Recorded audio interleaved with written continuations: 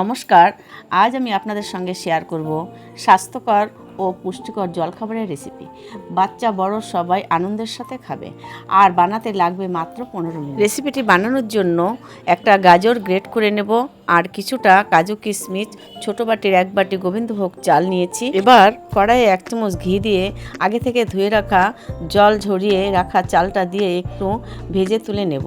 ওই কড়াইয়ে আরও 1 চামচ ঘি দিয়ে দারচিনি, এলাচ, লবঙ্গ ফোড়ন দিয়ে কাজু কিশমিশটা দিয়ে একটু ভেজে গাজরটা দিয়ে নেড়ে চেড়ে ভেজে রাখা চাল দিয়ে ওই বাটির 2 বাটি দুধ, স্বাদমতো লবণ ও চিনি দিয়ে ঢাকা দিয়ে 10 মিনিট রান্না করব। 10 মিনিট পর চাল সিদ্ধ হয়ে এলে 1 চামচ ঘি দিয়ে নেড়ে চেড়ে নামিয়ে নিলেই তৈরি দুধ পোলাও। এবার গরম গরম পরিবেশন করুন।